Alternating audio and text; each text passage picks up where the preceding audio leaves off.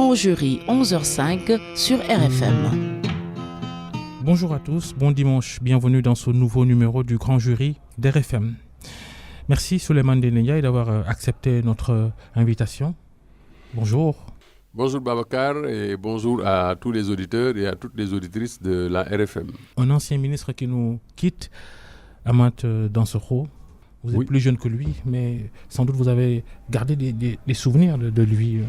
Oui, Amath Dansokho avait l'âge de mon père, mais n'empêche que par le canal de l'une de ses filles, il m'arrivait de l'appeler quand il était malade, couché dans un hôpital à Paris. Donc c'est un homme politique pour lequel je ne partageais pas toujours les positions et les opinions, mais je le respectais pour ce qu'il était, pour ses convictions, pour ce qu'il incarnait en tant qu'ayant fait partie de cette génération qui a lutté pour notre indépendance, mais qui a aussi combattu farouchement le régime de Senghor et qui a installé avec Majmoud Diop l'aile gauche de la politique sénégalaise, le PAI, pour ne pas dire le communisme. Un grand ami d'Abdoulaye Wade. Je sais à quel point le président Abdoulaye Wade portait dans son cœur le président Amath Dansokho. Je vais vous donner une seule anecdote. En 2004, quand il fallait signer les accords de paix en Casamance, on était dans l'avion, installé, déjà prêt à rouler, lorsque subitement quelqu'un apprit au président Wade que Amath Dansokho n'était pas dans l'avion. Le président Wade m'a tout de suite demandé de descendre et de céder ma place à Amath Dansokho pour qu'il puisse rentrer à Dakar avec eux. Et ça, c'est un geste qu'on n'oublie pas. Abdoulaye Wade, dont vous avez été le Premier ministre pendant très très longtemps, près de 3 ans, Premier ministre d'avril 2009 à mars 2012. Vous avez été militant du Parti démocratique sénégalais pendant des années. Combien ? J'ai été militant du PDS de 1978 à 2015. Donc j'ai passé presque toute mon enfance dans le PDS. J'ai gravi aussi tous les échelons. Bon, je n'ai connu que 2 partis dans ma vie. J'ai connu la LCT, la Ligue des communistes travaillistes, pour la reconstruction de la 4e internationale.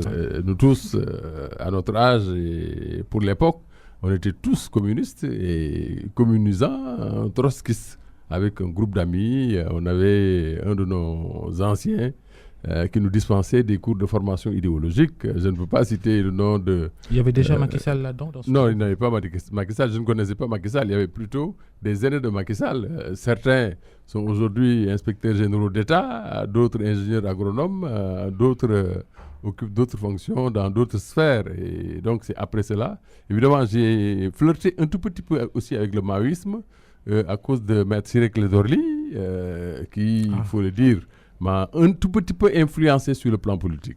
Et Ciré Clédor, dont j'ai habité la maison du père pendant 3 ans, son père m'a élevé quand j'étais un peu plus jeune, et donc il a exercé une influence sur moi. Mais il a fallu que je rencontre Maître Wade pour quitter ce mouvement-là et adhérer définitivement au PDS.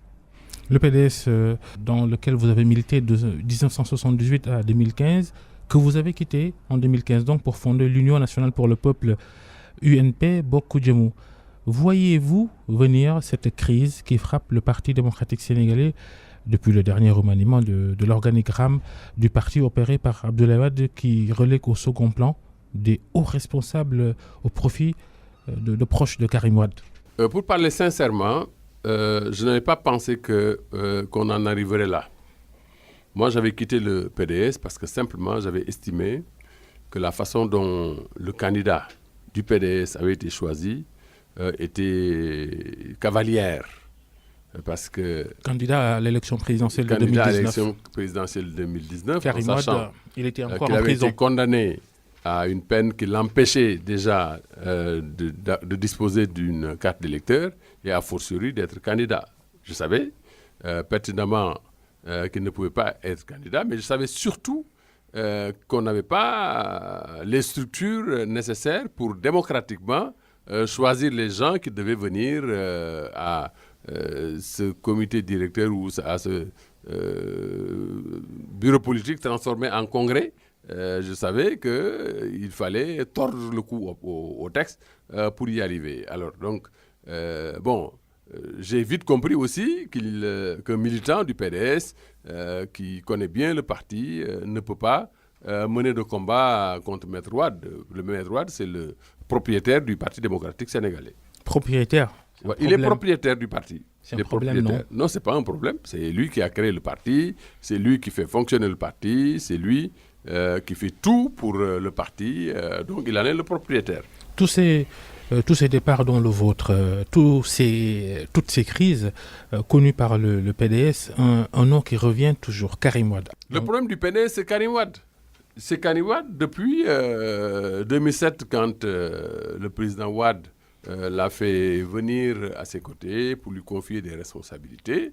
À ce moment-là, peut-être qu'il a goûté aux délices du pouvoir et qu'il s'est dit que le président Eyadema ayant pu laisser son fils gouverner le Togo, le président Bongo ayant pu laisser son fils gouverner le Gabon, pourquoi le président Wade n'en ferait pas autant? Parce que ces présidents-là n'étaient pas plus intelligents que le président Wade, comme aimait à le rappeler le président Wade. Il disait toujours que Bush père n'était pas plus intelligent que moi.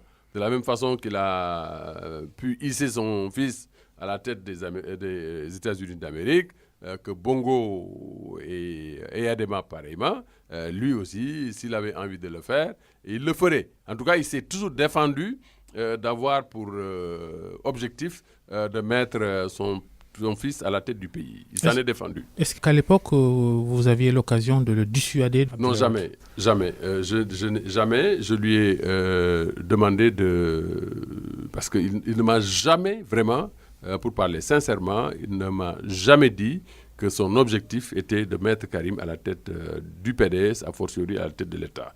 Par contre, une seule fois dans ma vie, je suis allé le voir pour lui demander de faire démissionner Karim du gouvernement. C'est quand il y a eu les émeutes de l'électricité et qu'un de ses proches est venu me prendre chez moi à 2h du matin. J'avais un talkie-walkie, comme celui des policiers et des gendarmes. On était fin juin 2011. Voilà, on était le 27 juin précisément 2011. Je suis passé le voir chez lui à 2h du matin.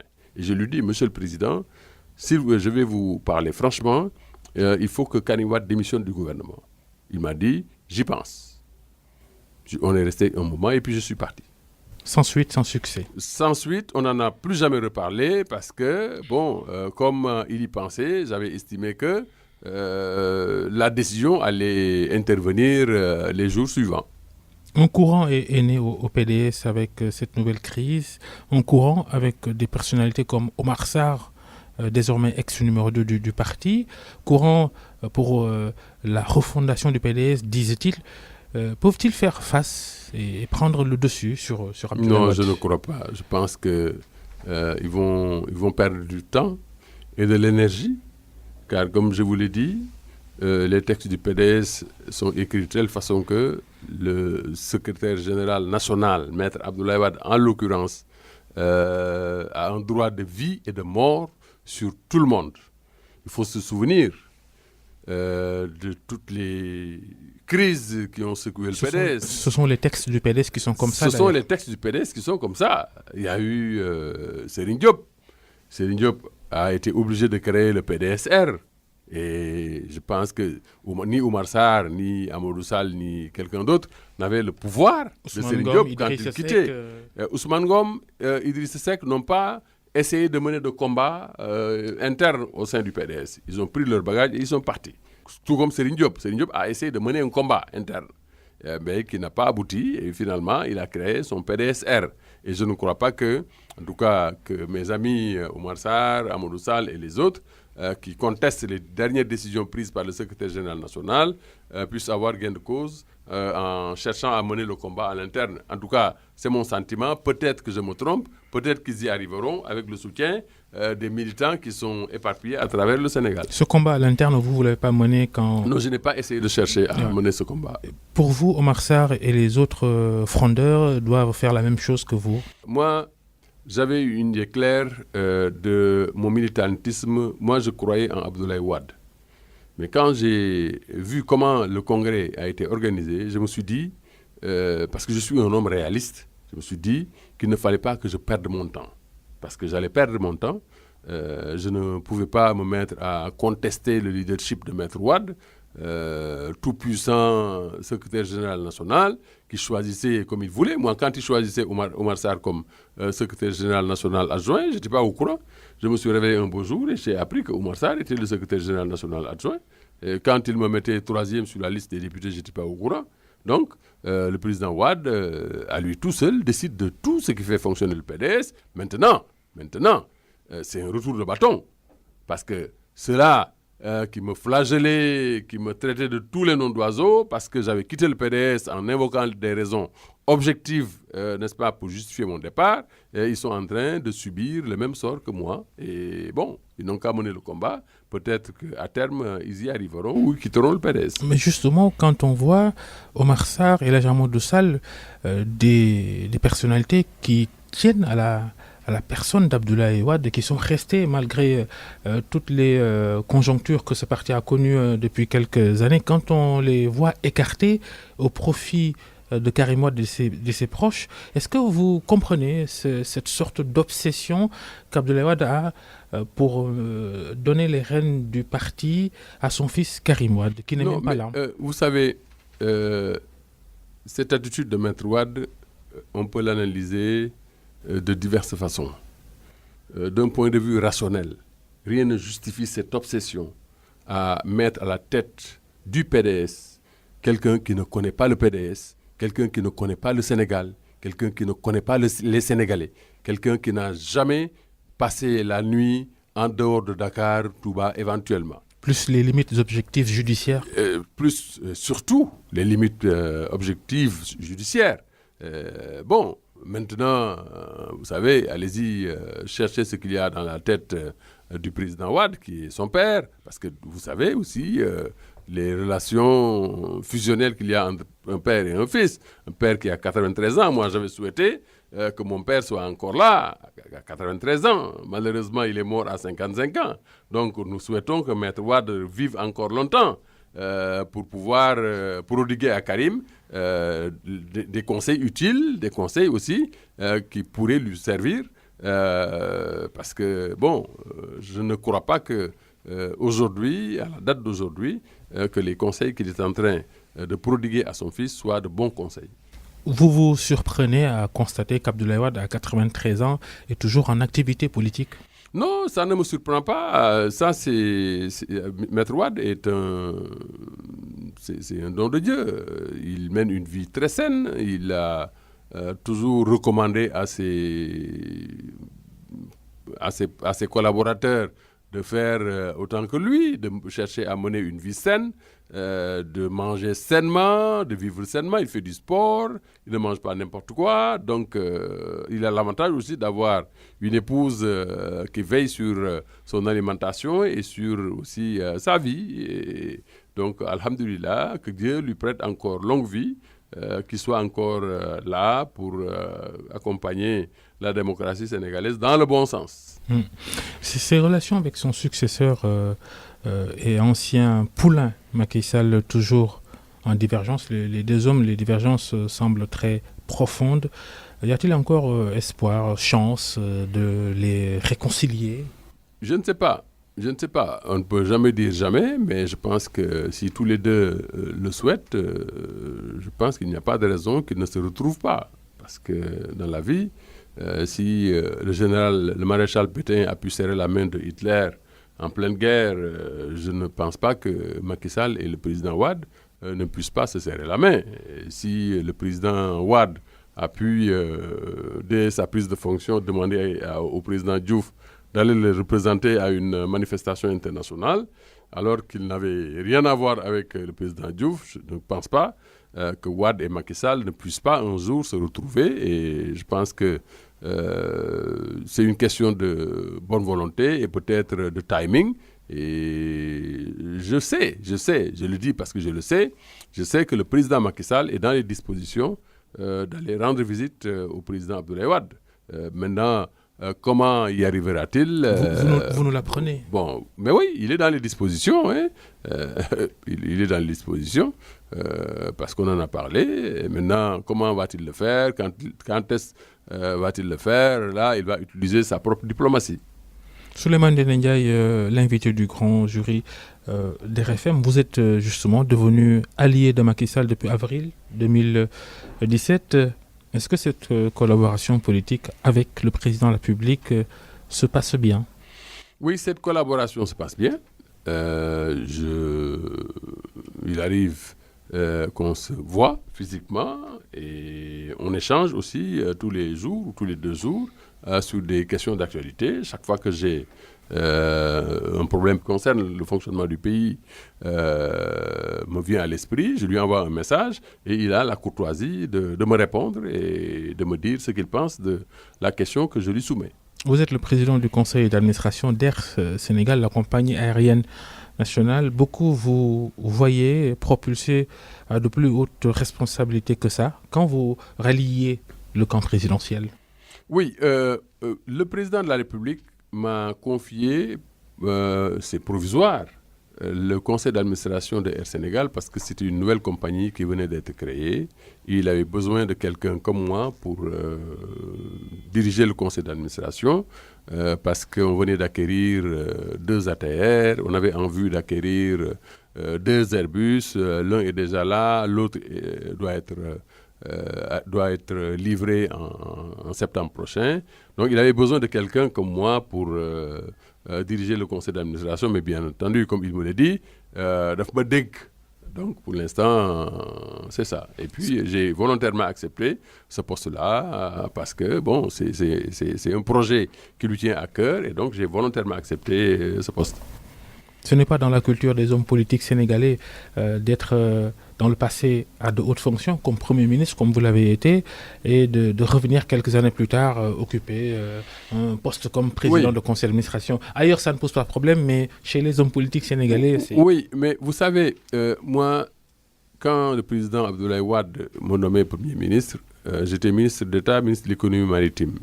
Et je peux vous dire que dans mon gouvernement, il y avait des gens qui avaient plus d'expérience que moi, qui avaient plus de métier que moi, mais c'est moi qui l'avais choisi pour les raisons qui sont les siennes. Bon, je pense que ce n'est pas la première fois que, dans le monde que quelqu'un est occupé de hautes fonctions comme celle de Premier ministre et puis qui se retrouve président du conseil d'administration d'une compagnie de transport aérien. Moi, en tout cas, je l'ai accepté de gaieté de cœur et puis je suis encore là-bas pour accompagner la compagnie dont on souhaite qu'elle soit l'une des plus en vue en Afrique. Voilà. Comment va Air Sénégal alors? Pour l'instant, Air Sénégal se porte bien. On a, sur les vols de Paris, il n'y a même plus de place sur les vols de Paris. Sur les autres vols aussi qui vont en Afrique, on a un Airbus A319 qui quitte Dakar, qui va à Bamako, à Niamey, à Ouagadougou, à Abidjan. Ces vols-là se portent très bien. On a en vue, le vol de Ziguinchor aussi se porte très bien. Et avec l'Airbus A330 Neo qui va arriver, on envisage d'ouvrir d'autres routes que je ne peux pas révéler ici. Et d'ici très peu de temps aussi, en Afrique ou vers d'autres continents? Non, vers d'autres continents. Le directeur général a récemment organisé une manifestation pour informer nos passagers et nos partenaires des changements qui vont intervenir dans les horaires d'Air Sénégal en direction de la France. Parce que bon, c'est une demande très forte de notre clientèle, parce que au terme de ce qui se passe en ce moment, nos avions quittent Dakar à 9h et arrivent à Paris à l'heure des grands embouteillages et à l'heure où les correspondances sont parties. Et je pense qu'après avoir bien réfléchi avec son staff et tout ce qui tourne autour des réflexions autour de l'expansion d'Air Sénégal, ils ont décidé de changer les horaires et de créer d'autres lignes.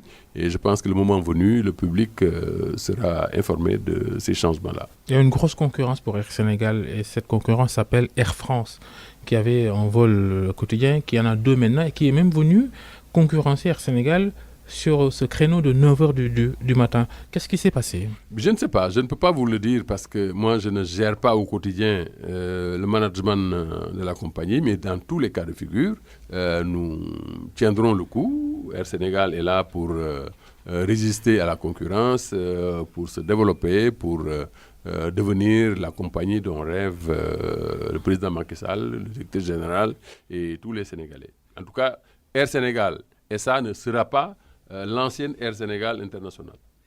On parle de transport aérien, de voyage, de tourisme, de vacances. Les vacances critiquées de Macky Sall à Biarritz. Malheureusement, il n'y a pas de débat. Les Sénégalais se trompent. Le président Macky Sall n'est pas allé en vacances à Biarritz. Le président Macky Sall est allé participer au G7. Et malheureusement. Il est allé bien des jours avant. Mais oui, il est allé bien des jours avant, mais il est allé à une réunion à laquelle il est convié. Je pense que les gens qui le critiquent aussi exagèrent, parce que le président Macky Sall, au-delà de ses fonctions, est un être humain qui a droit à un repos, qui a droit aussi à une vie de famille, qui a droit, comme vous et moi, à disons, marcher dans les rues de Biarritz. Pour certains qui n'ont pas été à Biarritz, Biarritz, ce n'est pas un endroit qui soit au-dessus du lot. Biarritz, c'est pas loin de Nantes, c'est un endroit connu sur l'Atlantique où beaucoup de réunions se tiennent. Je pense donc que les gens exagèrent un peu en le critiquant. Alors derrière lui, il y a eu quelques scènes d'inondation enregistrées dans le pays avec les fortes pluies tombées cette semaine. Vous avez été chef du gouvernement pendant presque 3 ans. Vous avez beaucoup vécu les inondations au Sénégal, à Dakar et dans plusieurs autres régions. Comment, en 2019, ce phénomène peut-il encore exister, système d'assainissement défaillant? Je ne crois pas que les inondations soient la conséquence de systèmes d'assainissement défaillants. Je ne crois pas. Il y a des inondations dans tous les pays du monde. On avait prié pour que le ciel ouvre ses vannes parce que les cultivateurs avaient besoin d'eau. C'est dommage que les quantités d'eau qui soient tombées aient provoqué tous ces préjudices-là, surtout dans ma ville, à Guinguinéo. Depuis la nuit des temps, chaque fois qu'il pleut 40, 50, 100 mm d'eau, la ville est coupée en deux. Et c'est bien dommage. Il y a nécessité pour, en tout cas, cette ville et pour d'autres, de faire une canalisation de façon à ce que les eaux de pluie soient évacuées hors de la ville, dans des bassins de rétention, comme ça s'est passé à Saint-Louis. La négligence de l'État sénégalais sur ces questions-là. Je pense que je ne crois pas que l'État soit négligent. Vous savez, pour nous qui avons suivi les questions d'inondation dans la région de Dakar et dans d'autres villes du Sénégal, il y a quand même eu beaucoup d'améliorations. Si vous allez maintenant à Guy Mariama, à Guédiawaye, etc., au kilomètre 14, vous vous rendrez compte qu'il y a quand même de l'amélioration. Il y a 20 ans, il suffisait simplement qu'il y ait 50 mm d'eau tombée sur Dakar pour que personne ne puisse passer sur la route de Rufisque. C'est un vieux souvenir. Et je pense que pour ce qui est arrivé, aussi bien à Kaolack, il y a les travaux qui sont en cours. Malheureusement, ces travaux-là ne sont pas achevés.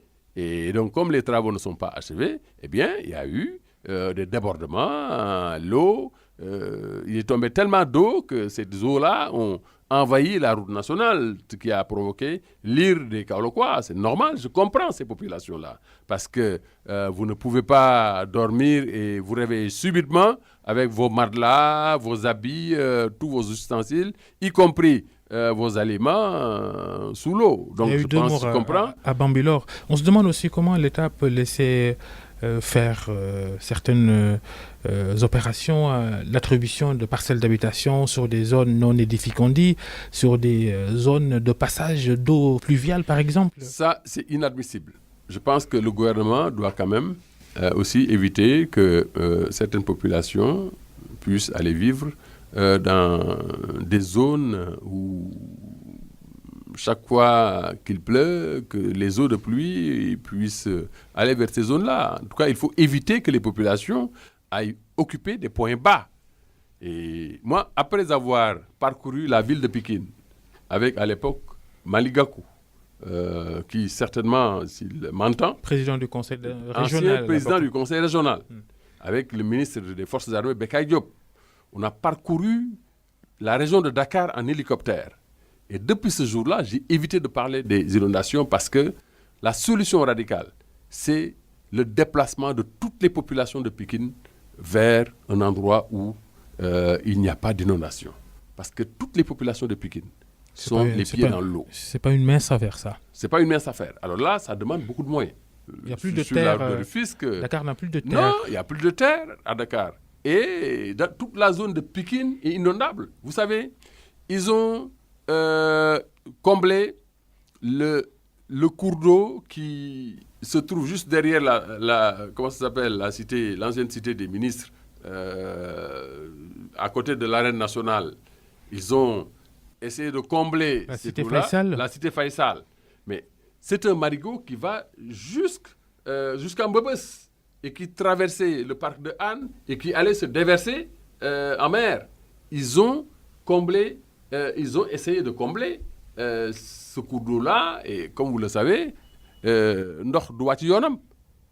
Je pense donc qu'il y a lieu de regarder tout cela et d'envisager une solution pérenne pour permettre aux populations de Pikine qui ont les pieds dans l'eau, n'est-ce pas, de vivre une autre vie que celle qu'elles vivent en ce moment. Nous avons parlé d'Air Sénégal, dont vous êtes le président du conseil d'administration. Air Sénégal, l'actionnaire majoritaire de la CDC, la Caisse des dépôts et consignations, qui était dirigée par un certain Aliou Sall, qui a dû démissionner suite à la polémique autour des soupçons de corruption sur les licences d'exploration, de jugement de pétrole et de gaz, licences cédées à l'homme d'affaires Franck Timis. Y a-t-il affaire pour vous? Pour moi, il n'y a pas d'affaire. Pour moi, il n'y a pas d'affaire. Pour moi, il y a une émission de la BBC qui a alarmé les Sénégalais qui ne comprenaient pas qu'une affaire d'une si grande gravité pouvait se passer autour de la famille du président Macky Sall. Et je pense que pour quelqu'un de raisonnable qui a bien suivi la BBC, il se rend vite compte que la parole n'a été donnée qu'à des gens qui sont contre le président Macky Sall. Donc, moi, je ne donne aucun crédit ni aucune crédibilité à cette émission de la BBC. Par contre, il y a nécessité pour l'État de mener des enquêtes pour voir dans quelles conditions ces licences-là ont été données et quel rôle chaque partie prenante a joué dans l'attribution des licences et qu'est-ce qui s'en est suivi. Parce que, bon, on parle de ce Sénégal pauvre qui est décrit dans la BBC. Je pense que ce Sénégal dont la BBC parle n'existe pas.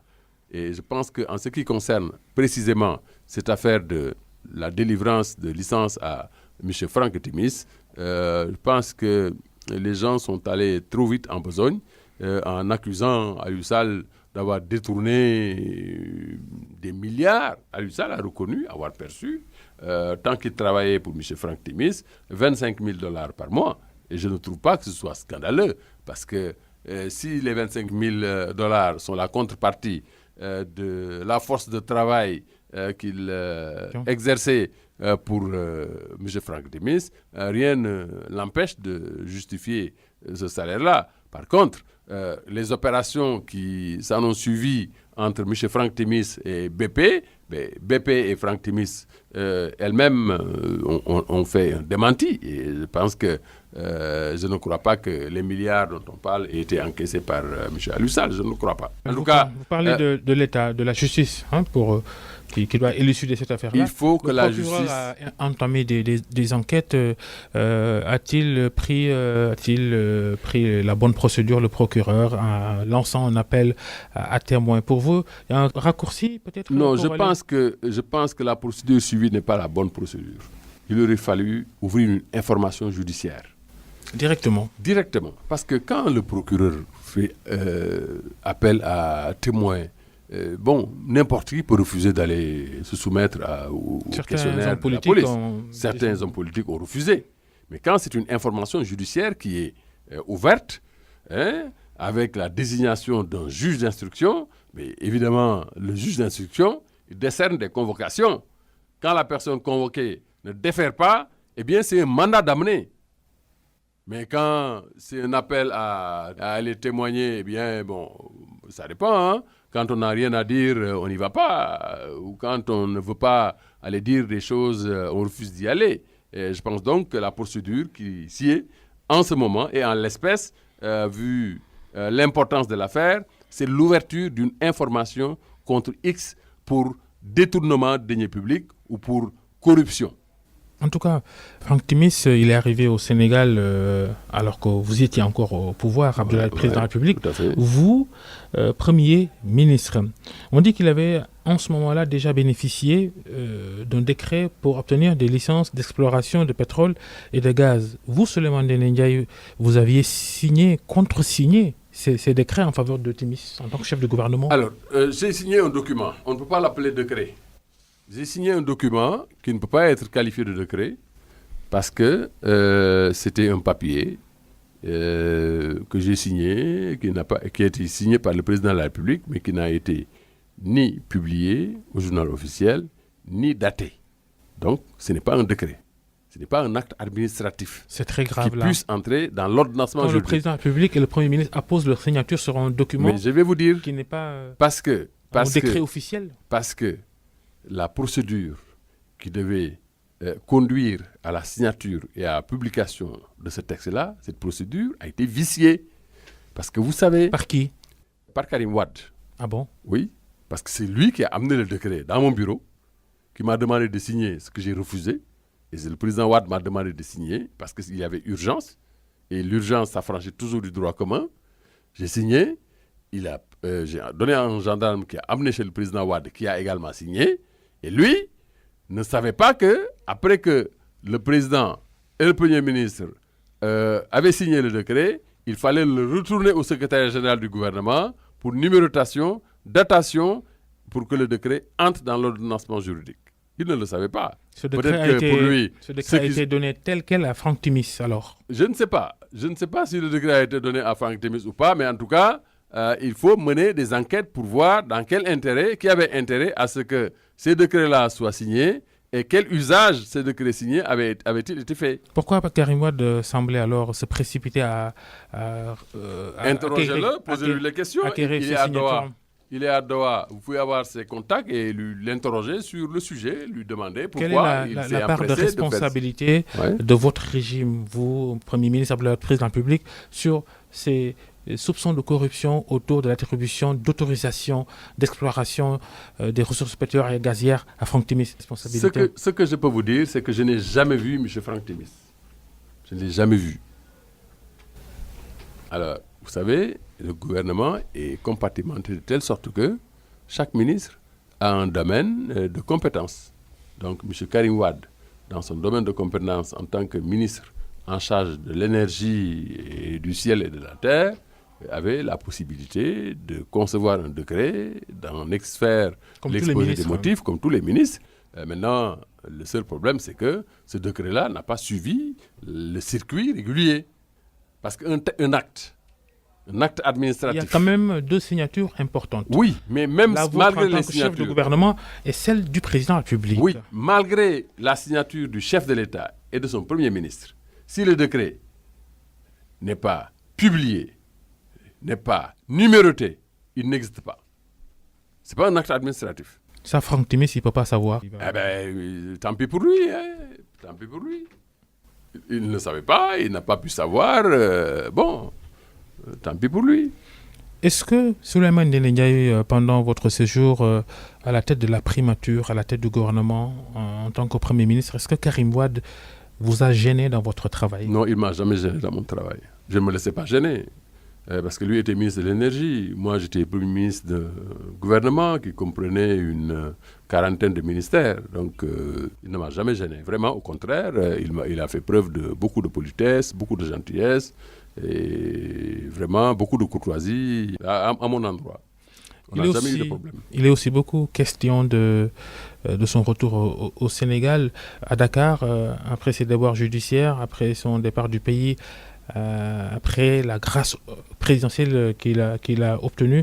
Vous en savez quoi sur les conditions de libération de Karim Wade et son long séjour? Je n'en sais absolument rien. J'ai appris en même temps que tous les Sénégalais, à mon réveil le lendemain de son départ au Qatar, que M. Karim Wade avait bénéficié d'une grâce présidentielle. Mais en tout cas, c'est la première fois, moi, depuis que je suis avocat et depuis que je suis Souleymane Ndéné Ndiaye, qu'une personne graciée puisse quitter le pays et ne plus avoir à revenir.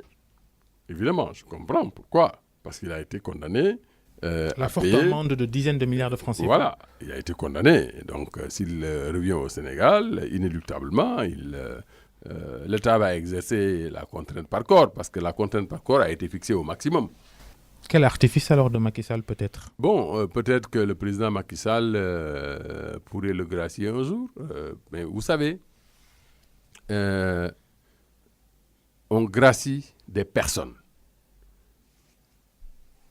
Et on amnistie des infractions. Donc, Karim Wade fait partie des personnes qui ont été graciées. Maintenant, est-ce que les faits pour lesquels il a été condamné peuvent être graciés? Ça, c'est un problème aussi de droit. Voilà. L'enrichissement illicite. Souleymane Ndéné Ndiaye, l'invité du grand jury, on aborde le dialogue national. Ce qui intéresse les acteurs politiques, c'est plus la commission politique de ce dialogue national. Ça semble se dérouler bien. Les différents protagonistes poursuivent leurs travaux, s'entendent sur quelque chose. Élection directe du maire, report des élections territoriales, l'instauration du bulletin unique à l'occasion d'élections. Ce dialogue-là... Je pense que le président Macky Sall a eu une merveilleuse idée d'appeler à ce dialogue national. Parce que dans un pays, il faut bien que les acteurs politiques se parlent. Quand je parle d'acteurs politiques, je parle de ceux qui exercent le pouvoir et ceux qui sont dans l'opposition. Il n'y a pas en revanche Abdoulaye Wade. Alors, le président Abdoulaye Wade a fait le choix de ne pas participer à ce dialogue. C'est son choix. Il n'y a pas que lui, il y a d'autres acteurs politiques qui ont fait le choix de ne pas participer à ce dialogue. Ousmane Sonko, oui. Mais bon, le pays ne se réduit pas à ces gens-là. Si vous sommez le total des voix obtenues par ces personnes-là, eh bien, ils sont assez loin de la majorité des Sénégalais. Je pense donc qu'ils ont fait le choix de ne pas participer, c'est leur choix. Mais en tout cas, ceux qui sont là-bas participent au débat et parviennent à des accords. Je pense qu'il est à souhaiter que les maires désormais soient élus de façon démocratique par le suffrage populaire et non plus par un groupe de conseillers dont on connaît un peu comment ils sont choisis et que donc les élections locales aussi soient repoussées pour permettre à l'État de mieux les organiser. Est-ce que vous allez briguer un mandat pour ces prochaines élections territoriales? Je ne sais pas, tout dépend de ce que notre parti décidera. En tout cas, on est présent dans la plupart des collectivités territoriales du Sénégal et inéluctablement, nous participerons à ces élections-là. Évidemment, on est membre aussi d'une coalition. On ne va pas aussi cracher sur les décisions de notre coalition pour essayer de faire cavalier seul. On verra si ce que nous propose la coalition va dans le sens de nos intérêts. Eh bien, nous rejoindrons la coalition. Autrement, nous exercerons notre liberté. C'est ça la spécificité des élections territoriales. Vous savez, on est dans une coalition, mais on est surtout un parti libre et indépendant.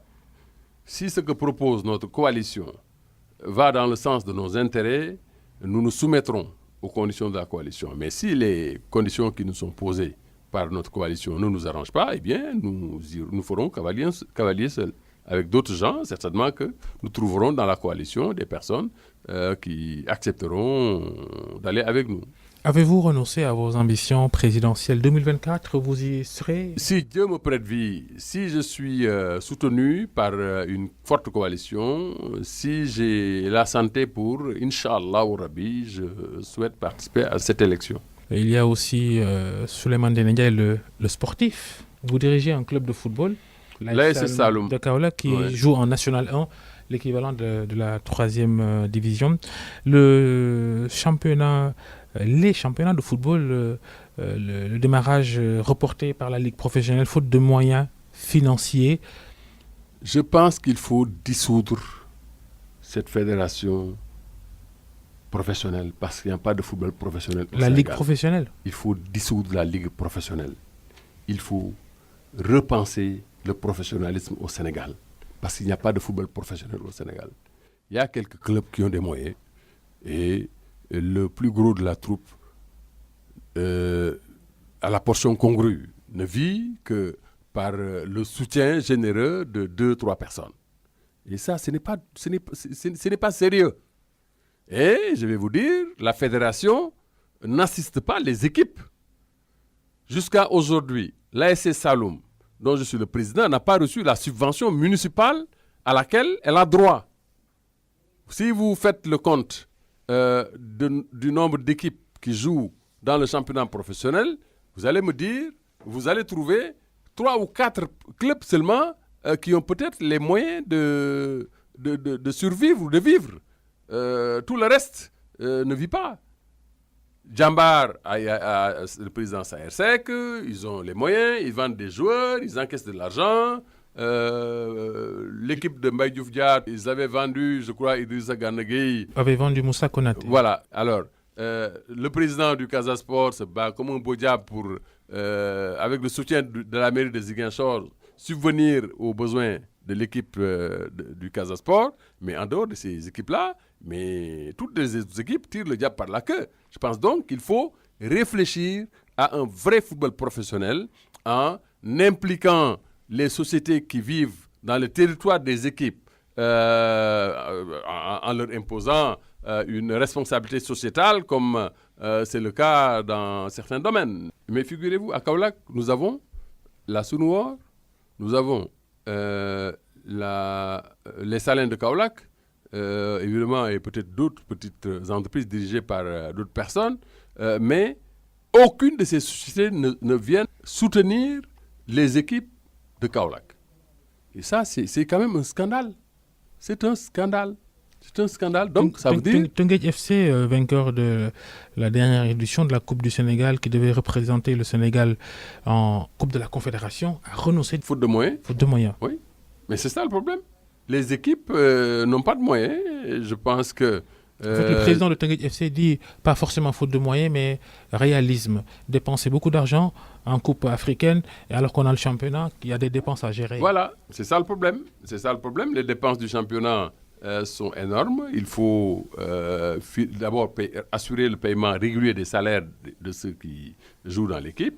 Il faut assurer le transport des équipes à travers le Sénégal. Il faut payer le staff technique. Et tout cela représente des charges que l'équipe ne peut pas toujours supporter.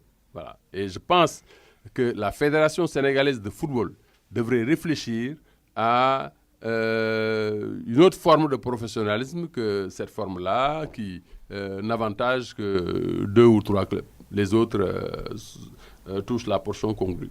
Il y a l'arbitrage aussi sur le budget alloué au sport. Le football, surtout l'équipe A qui prend la plus grosse part, les joueurs de l'équipe nationale A les mieux traités, les joueurs des autres équipes nationales qui continuent de se plaindre un peu de ce déséquilibre-là. Vous avez été Premier ministre, est-ce qu'il faut faire une discrimination ou mettre tout le monde sur le même pied d'égalité? Je pense qu'il faut faire une discrimination positive. Le football, c'est le football qui draine le plus de monde à côté de la lutte. Je pense que le ministère, peut-être que le budget du ministère devrait être augmenté pour permettre au ministre des Sports de pouvoir répartir les maigres ressources dont il dispose à toutes les fédérations. Je sais qu'il fait de son mieux, n'est-ce pas, pour que chaque fédération qui joue une compétition internationale puisse y aller, et peut-être pas avec les moyens du football. Le football, c'est le football. L'équipe nationale du Sénégal avait des conditions qu'aucune équipe n'avait au Caire. L'équipe vivait à l'intérieur même du stade où on a joué la plupart de nos matchs. Je pense que l'État a des efforts à faire et Inch'Allah, Matarba, en tant que sportif, il pense sérieusement et je crois que aussi il fera le nécessaire pour que les autres équipes puissent partir sans avoir beaucoup de regrets. Un mot sur la CAF avant de finir.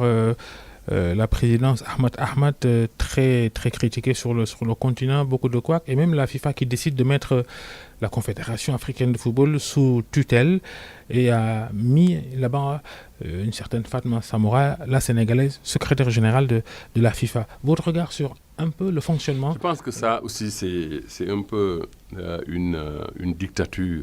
Hein. La Confédération africaine de football, c'est la confédération de toutes les fédérations africaines. Elle doit rester une association des pays africains. Moi, ce qui me choque plutôt, c'est que j'ai appris qu'à la CAF, il y a 35% seulement dans le personnel qui soit africain. Ça, c'est un scandale.